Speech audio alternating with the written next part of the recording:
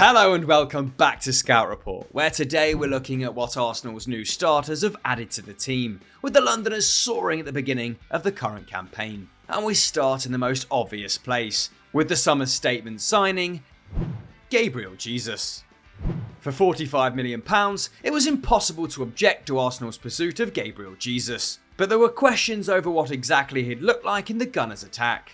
Having spent the last 2 years as a winger for club and country, it was unclear whether he would get enough shots to lead the line, and whether he, Saka and Martinelli would have enough physical presence for Premier League defences. But so far, the returns on both concerns look positive. As well as 3 goals and 3 assists in 6 league appearances, and over 0.8 expected goals per 90, his best tally in 3 years, Jesus is currently putting up 3.5 shots a game, his 3rd highest mark ever, and from an average of 10 yards out, the closest in his career. To put that in perspective, no Arsenal player has had that many attempts on goal since Alexis Sanchez in Wenger's last season, and only Haaland, Mitrovic and Kane currently rank ahead of Jesus in the Premier League. But Jesus' job isn't simply to shoot himself. As comfortable dropping deep and facilitating as he is running onto through balls, he's also creating 1.7 chances per 90. And as a result, Arsenal's offensive performance has ticked up from 15.5 shots per game last year, 4th in the division, to 17.2 this year,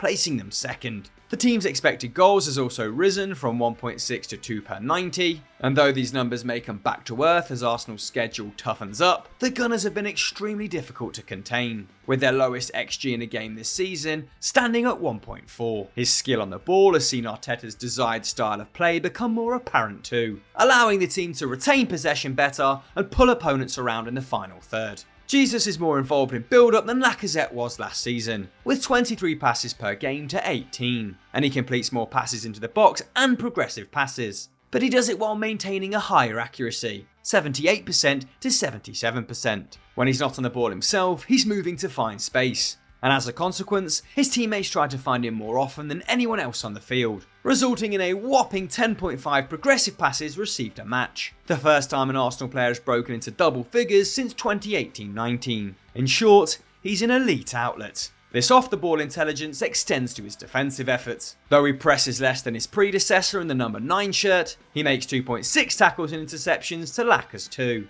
And he's contesting twice as many duels, at roughly 22 a game. That means that defenders don't get to do anything without the threat of being robbed. Perhaps explaining too why Eddie Nketiah has looked so effective in late substitute appearances. He's up against defenders completely exhausted by 70 minutes of fighting the Brazilian. Add in Jesus' 2.4 successful dribbles a match, and you have a front line in which every player can shoot, create and beat a man. But perhaps we're overcomplicating it. In simple terms, Jesus is on track to accumulate 24 expected goals across the season, the most for an Arsenal forward since XG records began in 2014, and 10 expected assists, which would match Alexis Sanchez's best campaign for the Gunners. It may not be enough to bridge the gap to the best teams in the country, but Jesus is playing like a top-class striker and putting the Londoners in the hunt for the Champions League spots. You couldn't ask for much more. Alexander Zinchenko. If Gabriel Jesus has been the focal point of Arsenal's play in the final third, Alexander Zinchenko has been the key to getting it there in the first place. After Mikel Arteta parted with £30 million to bring the Ukrainian from Manchester City, it was widely debated whether he would field him at left back or in the engine room. But anyone watching Pep's side or Arteta's use of Takehiro Tomiyasu might have worked out the real outcome. Zinchenko is in both positions at the same time. Though he's beginning games on the left side of defence, and moves back there when Arsenal lose the ball, Zinchenko has been Arsenal's real number 6 in the early stages of this season, taking responsibility for building play from deep, and in turn freeing Granit Xhaka to push up into the box. The Swiss is taking more shots than at any point in the last 5 years as a consequence, but Zinchenko's distribution means that the loss of his influence hasn't been felt in midfield, with only Saliba playing more passes, and the 25-year-old getting on the ball 57 times a game, substantially ahead of El Neni on 50, Sambi at 47, Partey at 46, and Xhaka at 45. Basically, the guy charged with keeping Arsenal ticking is the left back. But it isn't just aimless ball movement. Zinchenko is currently at 5 progressive passes a game, which is the same as Xhaka and equals Partey and Odegaard last season. And while he and Tierney have been used very differently, with the Scots role much more wing-back-like than Zinchenko's inverted full-back play, the Ukrainian has passed into the box more often than his positional rival and racks up more touches in the final third too. Still, all this counts for relatively little if teams can counter Arsenal easily. And while their defeat at Manchester United will have given Arteta tactical questions to answer, Zinchenko has helped keep teams penned in. While he was rarely required to win the ball at City, he's upped his defensive effort drastically at the Emirates, rising to nearly 4 tackles and interceptions per 90 from 3.3 last year and 2.5 the year before, as well as making minor improvements in challenge success and pressing. But Zinchenko's role is only part of a new look backline, which is revolutionising Arsenal's style. And that brings us to one of the 3 21-year-olds starting for the club this season, William Saliba.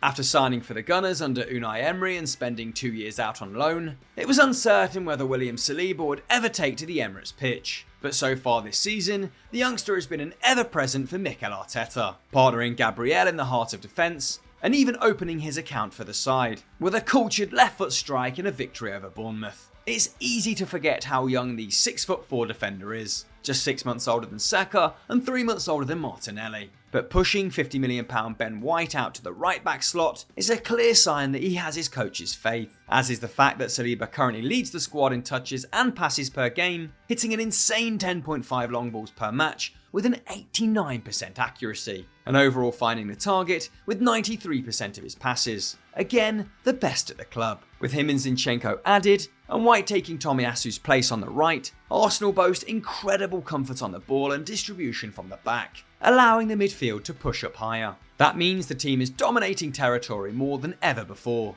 spending 35% of their game time in the opposition's third, up from 32% last season, and spending just 23% in their own zone, down from 27%. In both cases, ranking second in the league to Manchester City. It also means that when the ball is lost, there's plenty of Arsenal players in position to counter-press, and the Gunners now make a defensive action for every 9.5 opposition passes, which makes them the 4th most aggressive side in the Prem, up from 11th in 21-22. At the time of writing, no team has won possession more often in the final third than they have, and only 2 sides have forced more errors from the opposition. This is how a good team plays, and success will breed success. If Arsenal become known for harrying opponents are more likely to get nervous and surrender possession. But much like Zinchenko, Saliba is highly effective when called into action. He makes 3.5 tackles and interceptions a game, well above average for a centre-half, far outstripping Gabriel's 2.3. He has a better success rate in his challenges than the Brazilian, and his staggering pace means he leads the team in ball recoveries, mopping up over 13 loose balls a game, ranking 10th among all Premier League players.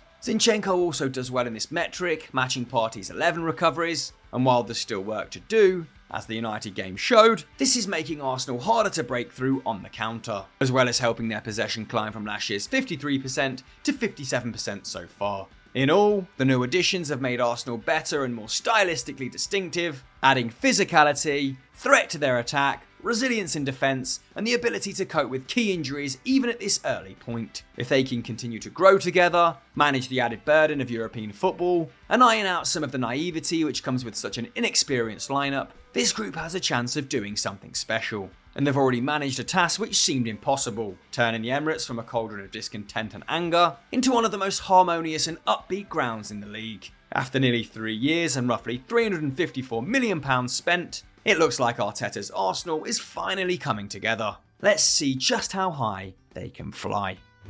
So team, that was our breakdown of how Arsenal's new signings are transforming the club. But which club should we do next? Let us know in the comments. Like this video and subscribe to Euro Football Daily with notifications on, and we'll catch you next time.